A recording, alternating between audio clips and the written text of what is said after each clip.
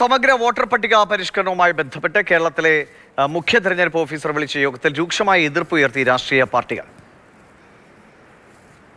നിലവിലുള്ള വോട്ടർമാരുടെ വോട്ടവകാശം നിഷേധിക്കാനുള്ള നീക്കമാണ് എന്ന് CPM കുറ്റപ്പെടുത്തിയപ്പോൾ SIR മാറ്റിവെക്കണമെന്നാണ് കോൺഗ്രസ് ആവശ്യപ്പെട്ടത്. BJP SIR-നെ പിന്തുണച്ചു. വോട്ടർ പട്ടിക പരിഷ്കരണവുമായി മുന്നോട്ടു പോകുമെന്ന് മുഖ്യ തെരഞ്ഞെടുപ്പ് ഓഫീസർ യോഗത്തിന് ശേഷം പറഞ്ഞു. എല്ലാ ഘട്ടത്തിലും രാഷ്ട്രീയ കക്ഷികളുടെ സംശയങ്ങൾ പരിഹരിക്കുമെന്നും രത്തൻ കേൽക്കർ ഉറപ്പിച്ചു വ്യക്തമാക്കി. എന്നാൽ നീക്കം ജനാധിപത്യ പ്രക്രിയയ്ക്ക് വെല്ലുവിളിയാണ് എന്ന് മുഖ്യമന്ത്രി കുറ്റപ്പെടുത്തി. നവംബർ 5-ന് സർവകക്ഷി യോഗം ഈ വിഷയത്തിൽ ചേരുമെന്ന് മുഖ്യമന്ത്രി അറിയിച്ചു. കേരളത്തിൽ SIR നടപ്പിലാക്കാനുള്ള തീരുമാനം ശക്തമായി എതിർക്കുമെന്ന് പ്രിയങ്ക ഗാന്ധിയും പറഞ്ഞു.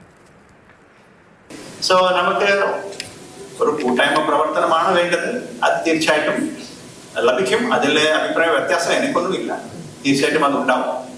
നമ്മൾ ഒറ്റക്കെട്ടായിട്ട് മുമ്പോട്ട് പോകാം. അപ്പൊ ഈ തീരുമാനം ശക്തമായി എതിർക്കപ്പെടേണ്ട ഒന്നാണ്.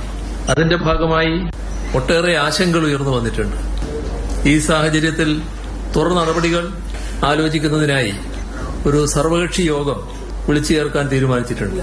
And we have fought against it in Parliament and outside. Everywhere we will continue to fight against it.